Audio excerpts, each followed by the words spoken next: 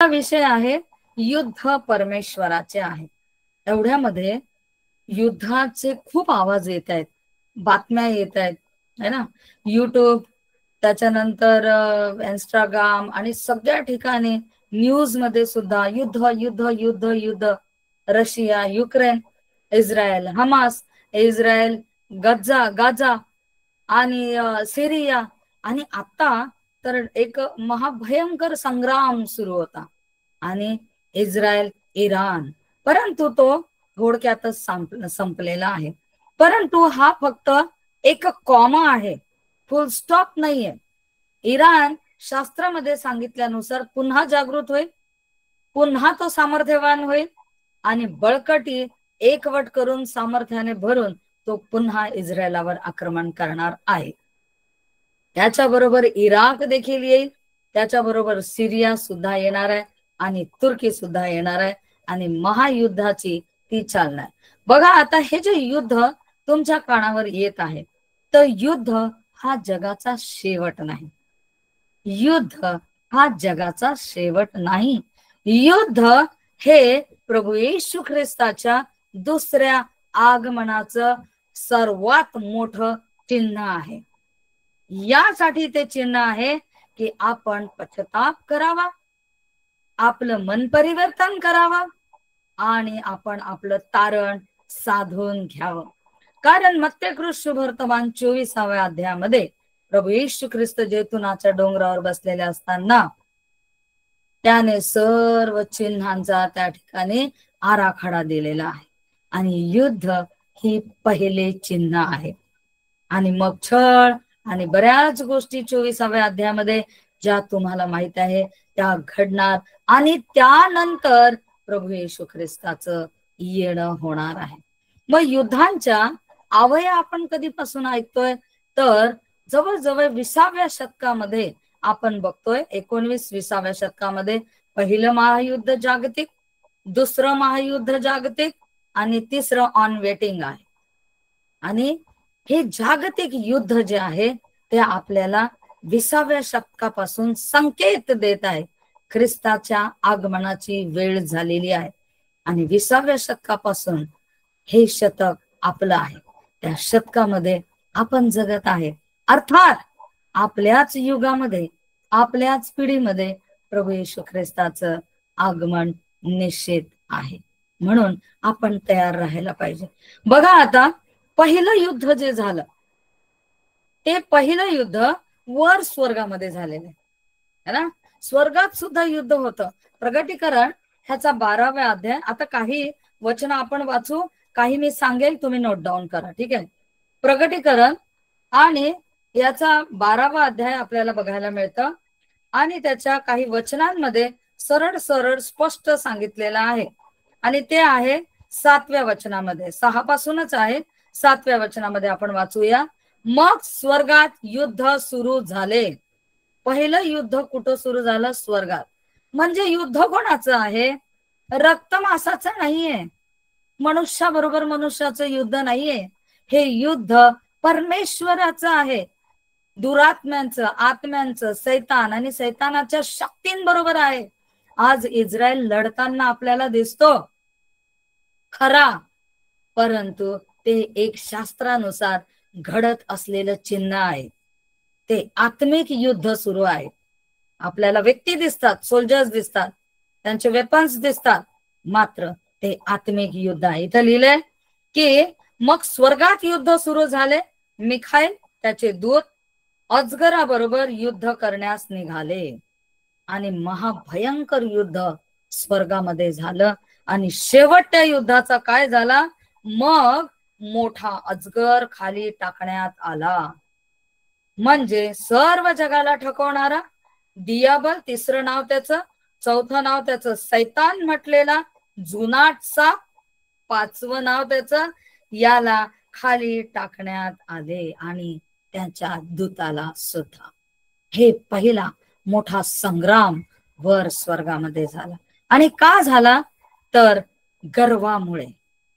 या दियाबलाला, या शैतानाला देवाच्या सोबत, देवाच्या सहवासात असताना त्याला गर्व आला आणि गर्वामुळे महाभयंकर युद्ध झालं आणि त्याला खाली टाकण्यात आलं.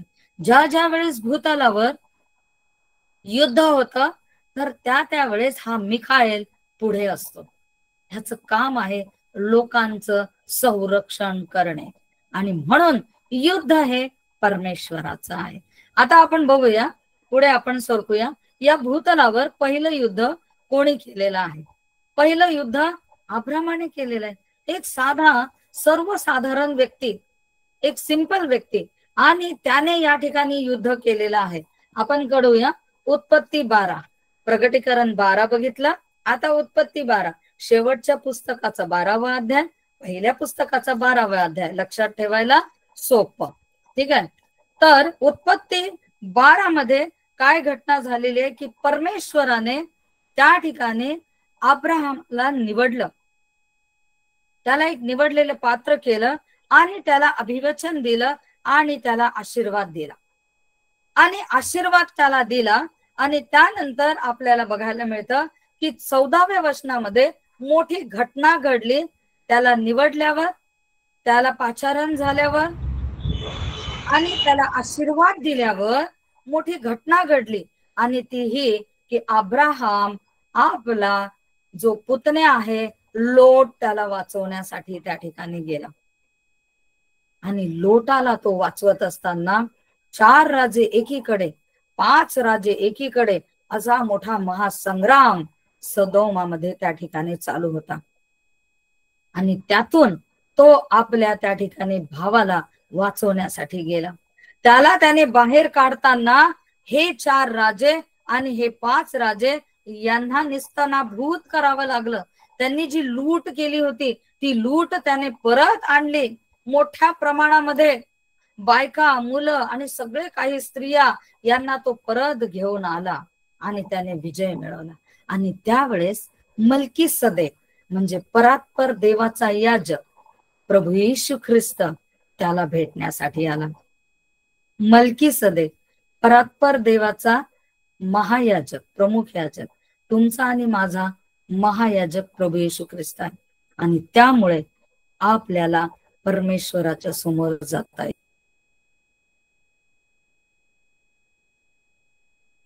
येतं, कारण प्रभू येशू ख्रिस्त हा आपला मध्य समोर त्याने अर्पण केले. कारण विजय परमेश्वराने दिलाय हे अब्राहमाला तेव्हाच कळालं की इकडे 4 राजे आहेत, इकडे 5 राजे आहेत, घमासान युद्ध चाललेलं आहे.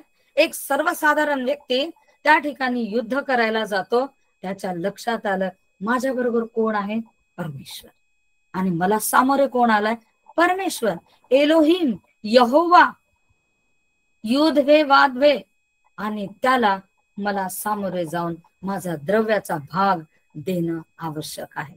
आणि त्या ठिकाणी त्याने या द्रव्याचा भाग दिला. आणि हे भूतलावर झालेला मोठा संग्राम, पहिला संग्राम आपल्याला या ठिकाणी बघायला मिळतो की जो परमेश्वराने त्याच्यातर्फे युद्ध लढल्या गेलेला आहे. प्रियांनो, 2 युद्ध बघितले आपण. एक स्वर्गातलं बघितलं, एक भूतलावरचं बघितलेलं आहे, पहिले युद्ध. आणि त्याचा परिणाम बघितला की या ठिकाणी जे राष्ट्र त्या ठिकाणी आले होते सदोमावर त्यांचा नाश झाला.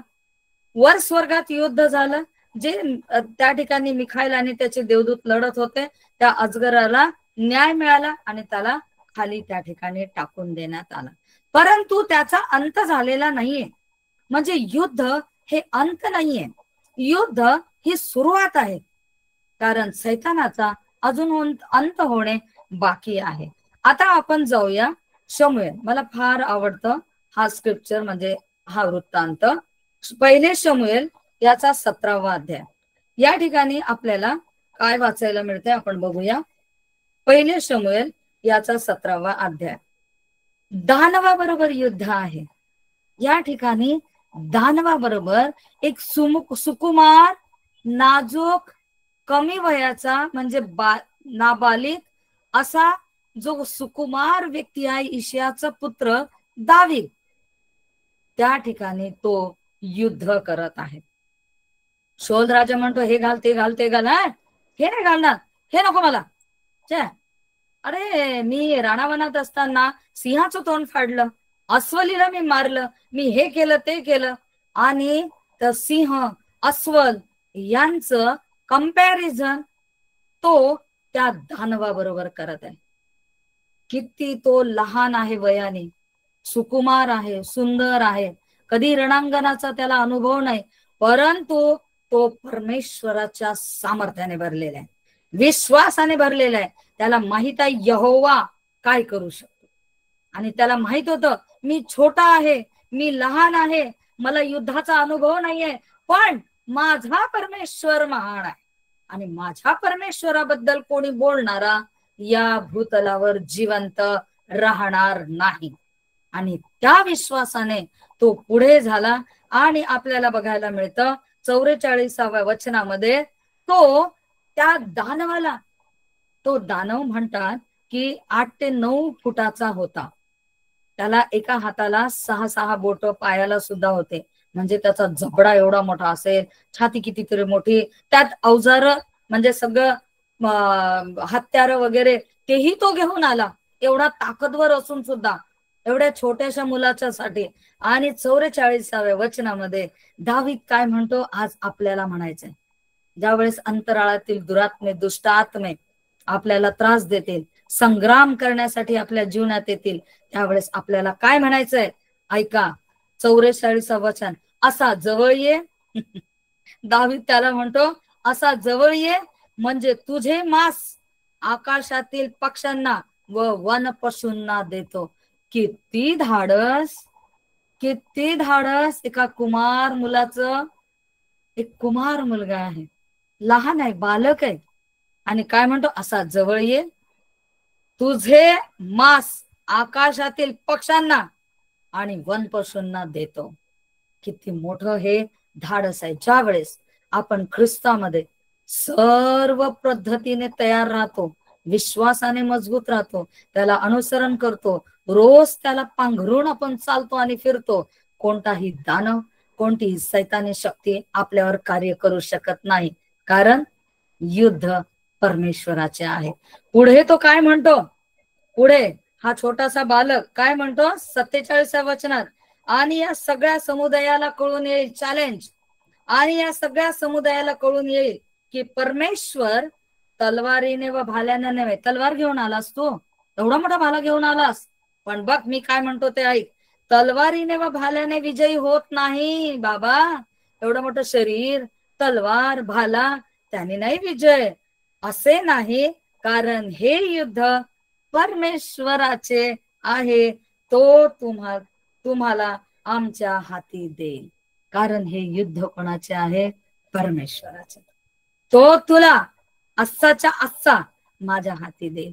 आणि एका दगडामध्ये त्याने त्याला गतप्राण केलं, त्याचीच तलवार काढली, त्याचं शरीर आणि धड वेगळं केलं, त्याचं डोक्याचे केस पकडून यरुशलेमेत घेऊन गेला. आणि त्या गुलगुता टेकडीवर, कारण शौलाने म्हटलं त्याचं काय करायचं तू कर, आणि हे जे शस्त्रागार आहेत ते शस्त्रागारामध्ये ठेव. आणि तो यरुशलेमेमध्ये गेला आणि ते त्याचं जे डोकं आहे, मस्तक आहे, ते गुलगुता टेकडीवर त्या ठिकाणी रोल. आणि त्यानंतर त्या टेकडीचं नाव पडलं गोलगोथा, कारण त्याचं नाव होतं गलियात. गलियात वरून गोलगोथा, गोलगोथा गुलगोथा झाला. आणि आज तिला खोपडी सुद्धा म्हणतात, कारण त्या ठिकाणी गलियातची खोपडी आहे, म्हणून त्या टेकडीचं नाव पडलं खोपडी. आणि जगातले सर्व लोक ते बघायला जातात आणि परमेश्वराचा विजय घोषित करतात. कारण युद्ध तुमचं आणि माझं नाही, तर युद्ध परमेश्वराचं आहे. घाबरू नका, युद्धाच्या आवया तुम्हाला ऐकायला येतील, आणखी वेगवेगळ्या बातम्या ऐकायला येतील. लक्षात ठेवा की युद्ध हे परमेश्वराचं आहे. दुसरा वृत्तांत बघूया. एक दुसरा वृत्तांत आपण बघणार आहोत, तो आहे दुसरे राजे आणि याचा 18वा अध्याय. या ठिकाणी सनहेरीयाबा याच्याबद्दल सांगण्यात आलेलं आहे. आणि तुम्ही नसेल ऐकले ह्याबद्दल, थोडं डिटेल मध्ये ह्याबद्दल मी सांगते. आता अश्शूराचा राजा हा सनहेरीब आहे, अश्शूराचा राजा सनहेरीब. आणि त्या काळचं अशूर हे सर्वात प्रबल, सामर्थ्यवान आणि सगळ्या प्रकारच्या वेपन्स वगैरेने, एवढ्या पुराण काळातली ही गोष्ट आहे, राजांच्या काळातली, तरी त्यांच्याजवळ आधुनिक साहित्य आणि हत्यारे होती. आणि असा प्रबल हा जो राजा आहे तो या ठिकाणी हिजकिया राजा, महान इस्रायलाचा हिजकिया राजा, त्याला तो त्या ठिकाणी चॅलेंज देतो आणि खूप द्रव्य पैसा त्याला मागतो. तो मंदिरातून बराचसा जेवढा पैसा गोळा होईल तेवढा त्याला नेऊन देतो. जे काही आवरण आणि लेप केलं होतं सोन्याचं ते सुद्धा त्याला देतो. पण सनहेरीब हा तृप्त होत नाही, कारण त्याला इस्रायल देश हवा होता आणि त्याला आक्रमण पाहिजे होतं आणि त्याला त्या देशामध्ये जायचं होतं, त्याला विजयी व्हायचं होतं. आणि ह्यामुळे हिजकिया राजा खूप दुःखी होतो. तो परमेश्वराची प्रार्थना करतो, प्रभू माझे लोक हे राज्य तू मला दिलंय, हे राज्याचा प्रतिपाळ करण्याची शक्ती मला दे, मला तू सामर्थ्य दे. आम्ही त्यांच्या समोर कमी आहोत, त्यांचं खूप मोठं राज्य आहे, त्यांचं खूप मोठं सैन्य आहे, तेवढं आमच्याकडे सैन्य नाहीये, तेवढे आमच्याकडे हत्यार नाही आहेत जेवढी त्यांच्याकडे आहे, आम्ही कमी आहोत त्यांच्यापेक्षा प्रभू. आणि तो प्रार्थना करत राहतो, प्रार्थना करत राहतो. आणि त्या काळामध्ये यशया संदेष्टा होता आणि यशयापर्यंत ही बातमी जाते. यशया त्या ठिकाणी त्याला भेटायला येतो. 19व्या अध्याय आणि 7व्या वचनामध्ये यशया त्याला देवाचा निरोप देतो. काय म्हणतो यशया? पहा, मी त्याच्या ठाई अशी काही प्रेरणा करीन की तो काही अफवा ऐकून आपल्या देशाला परत जाईल. परमेश्वर असा म्हणत आहे, हिजकिया रडू नकोस, एवढा विवळ होऊ नकोस. परमेश्वर म्हणतो की मी अशी काही त्याला प्रेरणा देणार आहे, अशा काही अफवा त्याच्या कानावर येणार आहे की तो त्याच्या देशाला परत जाईल, त्याच्याच देशात तो तलवारीने पडेल. हिजकिया घाबरू नकोस, परमेश्वराने मला हा संदेश दिलेला आहे. पण हा सनहेरीब त्या ठिकाणी ठाण मांडून इस्रायलाच्या छावणीवर बसलेला आहे आणि हिजकिया दुःखी आणि दुःखी आणि मनस्वी त्रस्त त्या ठिकाणी होत आहे. देवाचा निरोप तर ऐकलेला आहे, पण हे बाहेर जे सैन्य आहे त्या सनहेरीचं, त्याचं मी काय करू? तो तर इथून निघूनच जात नाही, आता मी काय करू? आणि तो मंदिरात जातो. त्या ठिकाणी 14व्या वचनामध्ये, 19वा अध्याय 14वं वचन, हिजकियाने जासूसांच्या हातून हे पत्र घेऊन वाचले. मग हिजकिया परमेश्वराच्या मंदिरात गेला आणि ते त्याने परमेश्वरापुढे उघडवून ठेवले. प्रभू, या लोकांनी असं असं पत्र आम्हाला पाठवले, आता आम्ही संपणार, आमचं नाव निशान या जगातून निघून जाणार, आम्ही जे तुझे लोक ते आमचं का. ज्या वेळेस एखाद्या वेळी आपण चहू बाजूने ग्रासले जातो, त्यावेळेस आपल्या मागण्या, आपलं पत्र, आपला निरोप परमेश्वरापुढे ठेवा, लोकांपुढे ठेवू नका, परमेश्वरापुढे ठेवा. तो ऐकणार आहे कान देऊन. वेस्टर्न वॉल इस्रायलमध्ये अजून आहे, मंदिराच्या जवळची भिंत, त्या भिंतीमध्ये लोक जाऊन आपले आपले निरोप, आपले आपले पत्र तिथे ठेवतात. जगाचा विश्वास आहे, जगाचा, की परमेश्वर त्या भिंतीच्या पलीकडे उभे राहून कान देऊन आपली विनंती ऐकतो. आपल्याला इस्रायलामध्ये यरुशलेमेत जाण्याची गरज नाही. आपल्याजवळ देवाचं वचन आणि शास्त्र आहे. तो म्हणतो तुम्ही कुठेही असा तुमच्या बरोबर मी आहे, कारण माझा आत्मा तुमच्यामध्ये वास करतो. देवाचा आत्मा आपल्यामध्ये वास करतो. आपल्या डिमांड, आपल्या मागण्या, आपली विनंती देवासमोर मांडा. महान राजा हिजकिया त्या ठिकाणी तो काय करतो? एका लहान बालाप्रमाणे पत्र घेतो आणि समोर देवाच्या मंदिरातच ठेवून देतो. आता कर काय करायचं तर प्रभू, मी थकलो, मी संपलो, मला काही होत नाही. आणि उघडून ठेवले. हिजकियाने परमेश्वराची प्रार्थना केली, हे परमेश्वरा, इस्रायलाच्या देवा, शब्द किती छान वापरत आहे, करुबारूढ असलेल्या देवा, आणखी उच्च शब्द वापरत आहे. तूच काय तो पृथ्वीवर सर्व राज्यांचा देव आहे. हे प्रत्येकाने कबूल केलं पाहिजे. ही देवाची फार इच्छा आहे, कारण आपला परमेश्वर हा ईर्ष्यावान परमेश्वर आहे. ज्या ज्या वेळेस आपण अन्य देवतांच्या मागे लागतो, आपण चुकतो, ते त्याला आवडत नाही आणि तो वठणीवर आणण्यासाठी आपल्या जीवनात परीक्षा आणतो. हे शब्द त्याला आवश्यक आहेत. काय बोलला हिजकिया राजा, किती सुंदर बोलला. ते शब्द आपल्या मुखावर आपण पाठ करून ठेवले पाहिजे. तूच आकाश व पृथ्वीचा निर्माण करता आहे. देवाखेरीज या पृथ्वीला कोणीही घडवलेलं नाहीये, निर्माण केलेलं नाहीये.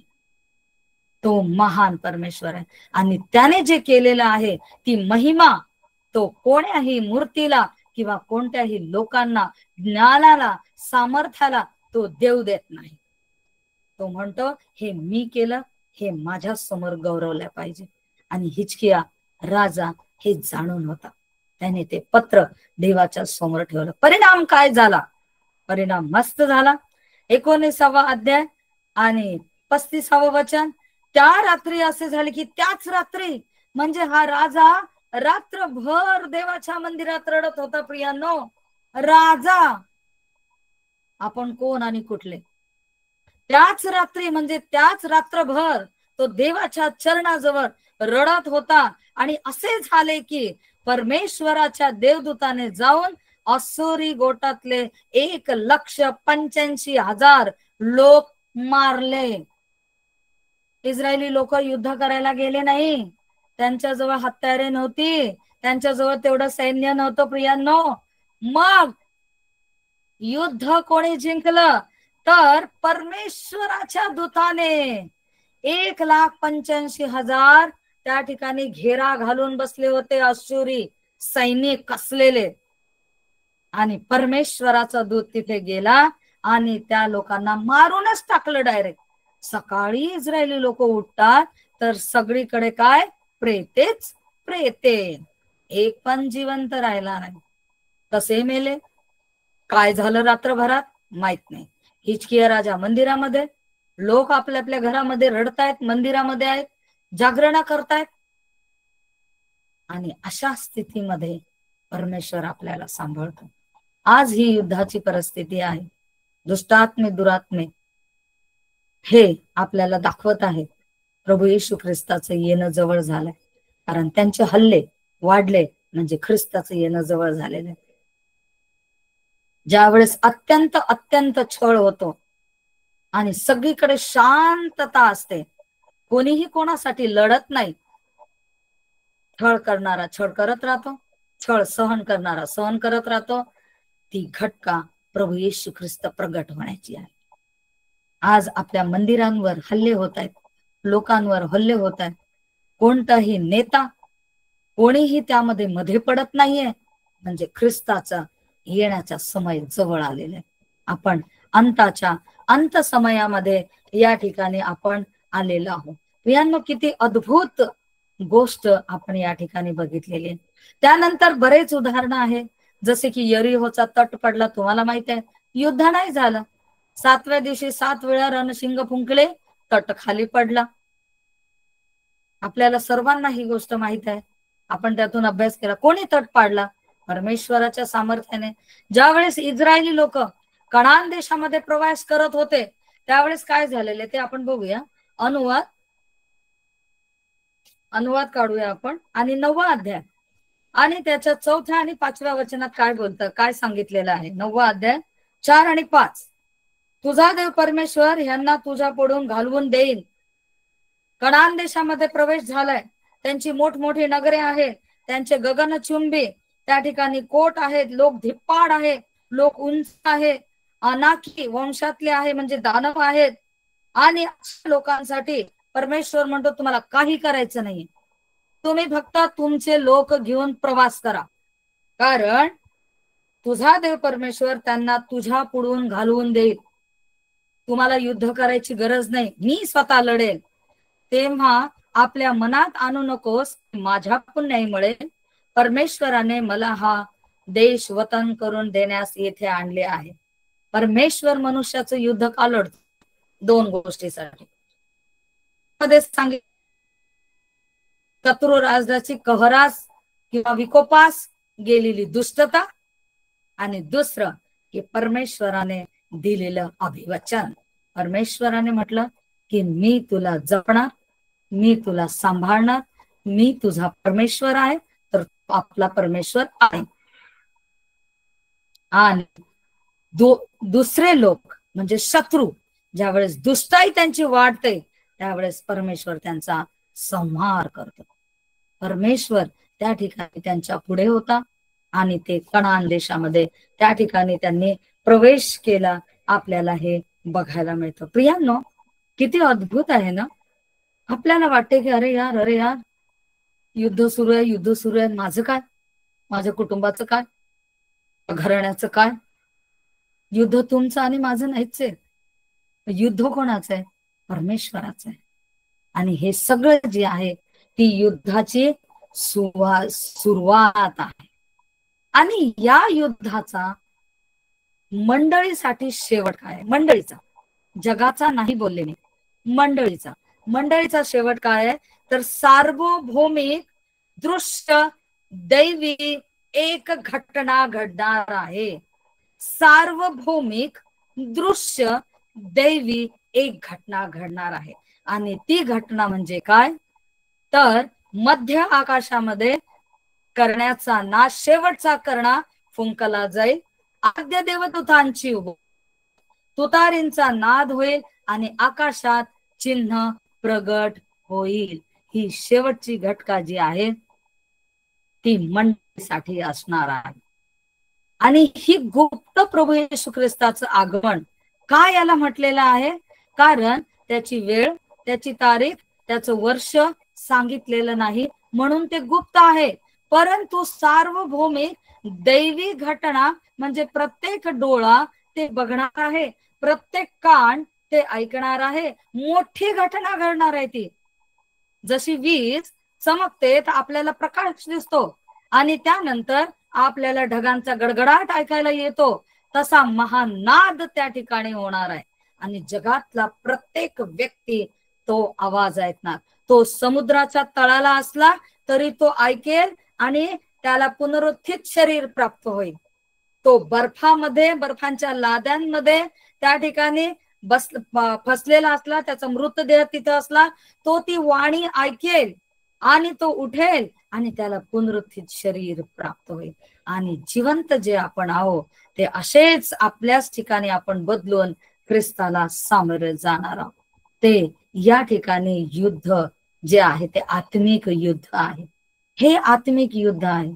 महा मोठा संग्राम हा त्या ठिकाणी होणार. या जगाची दोन भागामध्ये मोठी विभागणी त्या ठिकाणी होणार आहे. मोठा समुदाय वर स्वर्गात निघून जाईल आणि मोठा समुदाय या ठिकाणी या जगामध्ये राहणार आहे. प्रियांनो, अंतिम युद्ध या जगातलं ते कुठे आहे ते बघूया आपण. हे झालं मंडळीसाठी. आता जे जगातले राहतील त्यांच्यासाठी. ठीक आहे, तर आपण बघूया. एहेजकेल थोडक्यात सांगते. याचा 38वा अध्याय. या ठिकाणी 1 ते 5 वचनामध्ये राष्ट्र, जगातली सर्व शत्रू राष्ट्र एकत्र येतील. म्हणून मी सांगितलं इराण पुन्हा सामर्थ्याने भरून आक्रमण करणार आहे. ते सर्व येतील. त्यानंतर 10, 11 आणि 12 मध्ये, एहेजकेल 38वा अध्याय 10, 11, 12 मध्ये ते त्या ठिकाणी इस्रायलामध्ये येतील. आणि ते कशासाठी येतील? तर जे परमेश्वराने त्यांना दिलेलं आहे त्यांची लुटालूट करण्यासाठी ते येतील. उत्पन्न, अन्न, धान्य, त्यांचे जनावर आणि सर्व प्रकारचे त्याची लुटालूट करण्यासाठी ते येतील. का येतील? कारण जगभरामध्ये दुष्काळ पडणार, मरी येणार आणि लोकांचे हाल होतील. मात्र इस्रायल समृद्ध होता, समृद्ध आहे, समृद्ध असणार. त्याला लुटण्यासाठी जगातून सगळेजण त्या ठिकाणी येतील. आणि दुसरं कारण ते यासाठी येतील की स्वतःचा मृत्यू स्वतःच भोगण्यासाठी ते येतील. कारण पुढे लिहिलेलं आहे त्यांना परमेश्वर एकवट यासाठी करणार आहे. वचन 17 मध्ये प्रभू परमेश्वर म्हणतो, माझे सेवक जे इस्रायलाचे संदेश त्यांच्याद्वारे पुरातन काळी ज्यांच्याविषयी मी बोललो पुरातन काळी, अब्रामाबद्दल बोललो, अब्रामाला मी वचन दिलं, अभिवचन दिलं, ते मी पालन करणार, ते मी बोललो होतो. आणि त्या काळी बहुत वर्षे त्यांनी ज्याविषयी असा संदेश दिला होता की मी तुला त्यांच्यावर चाल करण्यास आणीन, तो तूच ना. तर ह्या सर्व राष्ट्रांना एकवट करून परमेश्वर चाल करण्यास इस्रायलावर घेऊन जाणार आहे. कधी कधी असं वाटतंय हे तर देवाचे लोक आहे, मग परमेश्वर या सगळ्यांना का घेऊन जाणार आहे पुढे. प्रभू परमेश्वर म्हणतो गोग इस्रायल देशावर चाल करेल. गोग आणि मागोग, गोग म्हणजे सर्व हे जे शत्रू राष्ट्र आहे हे एक होतील, त्याला मागोग म्हणतात. आणि त्या शत्रू राष्ट्रांवर एक प्रमुख असेल, राजा किंवा राष्ट्र, त्याला गोग म्हणतात. तर हा प्रमुख त्या देशावर काय होईल, चाल करील. त्या दिवशी असे होईल की माझ्या नागपुड्या क्रोधाने त्या ठिकाणी फुरफुरतील. परमेश्वर म्हणतो परमेश्वरच आणेल आणि गोग त्याच्यावर आक्रमण करेल. आणि परमेश्वरच म्हणतो की मला क्रोध येणार आहे. आणि इतका क्रोधमान त्यावेळेस होणार, त्यावेळेस वधू या जगामध्ये नसणार. घाबरू नका, त्यावेळेस वधू या जगामध्ये नसणार, वधू ख्रिस्ता बरोबर असणार. आणि हे युद्ध परमेश्वराचं आहे, हे युद्ध परमेश्वर लढत आहे. नंतर कारण मी ईर्षेने क्रोधाग्नीने तप्त होऊन बोललो आहे की खरोखर त्या दिवशी इस्रायल देशात मोठा भूमिकंप होईल आणि समुद्रातली मासे आणि सगळं. आणि हे सगळं कशासाठी, 23व्या वचनामध्ये मरी पण येणार, रक्तपात होणार, पाऊस येणार, गारा पडणार, अग्नी पडणार, गंधक पडणार, हे सगळं तुम्ही खालपर्यंत वाचा. आणि 23व्या वचनामध्ये या प्रकारे मी आपला महिमा व पवित्रता प्रगट करेल. परमेश्वराला जगावर स्वतःची छाप पाहिजे, त्याचा महिमा आणि त्याची पवित्रता तो कोणालाही शेअर करत नाही. आणि त्याचा महिमा आणि त्याची पवित्रता जगातील लोकांनी देवत वाटून घेतलेले आहेत आणि त्या देवतांना ते देत आहेत. हा त्यांचा त्या ठिकाणी न्यायाचा दिवस आहे. त्या ठिकाणी ते येतील आणि बहुत राष्ट्रांना माझी प्रत्यक्ष ओळख होईल.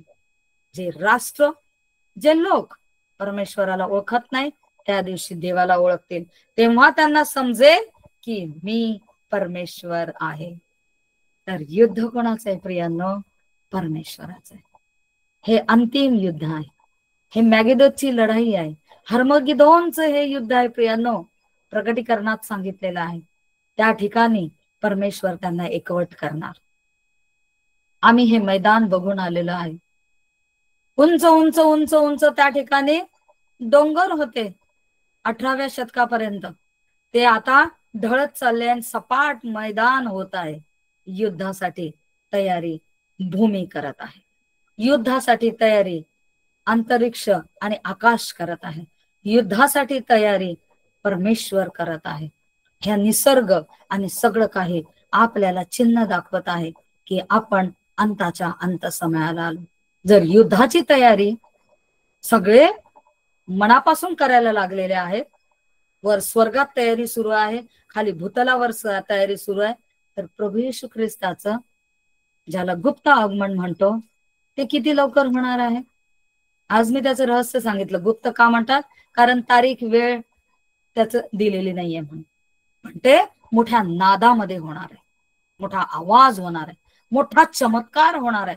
लोक आश्चर्याने दंग होऊन जातील, हैराण होऊन जातील आणि ऊर बडवतील, स्वतःला मारून घेतील की माझ्याच्याने हे कसं राहून गेलं, मी का नाही ऐकलं. आणि शास्त्रानुसार हे पूर्ण झालं आणि सगळे वर उचलल्या गेलेले. शेवटचं माझ्या आवडीचं फेवरेट वचन वाचूया. लूका सुवर्तमान याचा 20वा अध्याय. आता मंडळीला काय करायचंय, मंडळीला आता इकडे तिकडे बघायचं नाही है ना. मोठमोठ्या सभा घेणं आणि हिंदू लोकांमध्ये काम कर, मुस्लिम मध्ये काम कर, इतर काय म्हणतात धर्मीय लोकांमध्ये काम कर, त्यांचा नाश होतोय हे ते वगैरे वगैरे, आपली जी संकल्पना होती त्याचा पिरियड जगाला परमेश्वराने 2000 वर्ष दिला. आणि त्यानंतर यहुदी लोकांना इस्रायलात पाठवलं. इस्रायली लोकांना वेगवेगळ्या टेक्नॉलॉजी या जगामध्ये आणल्या. त्यांनी मोबाईल आणला, त्यांनी लॅपटॉप आणलं, काय काय आणलं तुम्हाला सगळं माहित आहे टेक्नॉलॉजी. आणि त्याद्वारे आता संदेशाचा प्रसार मोठ्या प्रमाणामध्ये होत आहे. ऐकणारे ऐकून बदलतात, न ऐकणारे नाशासाठी ठेवल्या गेलेले आहेत. म्हणून सुवार्तेचा काळ जो आहे तो ऑलमोस्ट संपलेला आहे. मग आता काय करायचं आहे? आता स्वतःला तपासायचं आहे, स्वतः जागृत राहायचंय, स्वतः तत्पर राहायचंय, स्वतः सावध राहायचंय आणि स्वतः तयार राहायचंय. कारण अंत समयाला आलेला आहो आपण.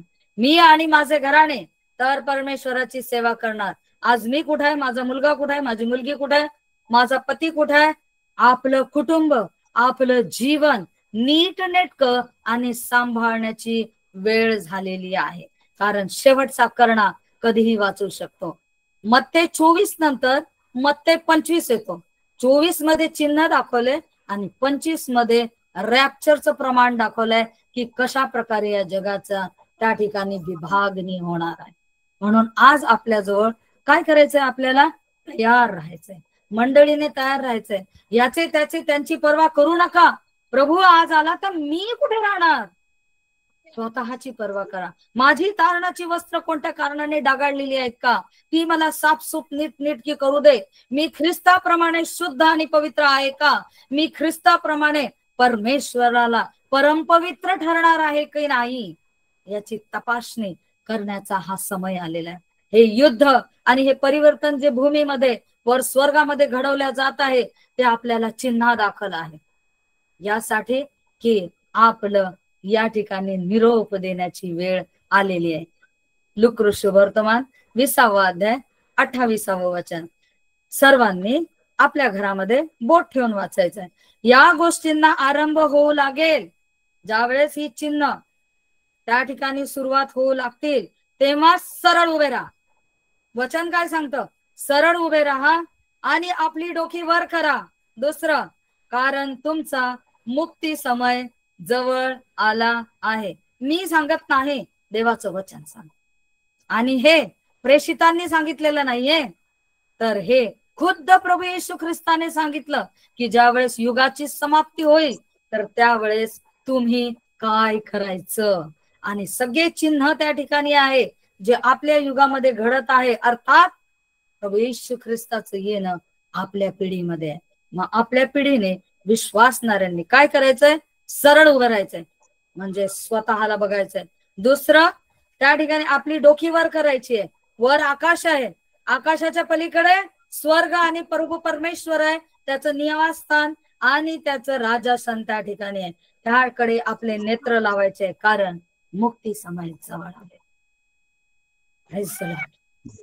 तयारी करायची, तयारीचे दिवस.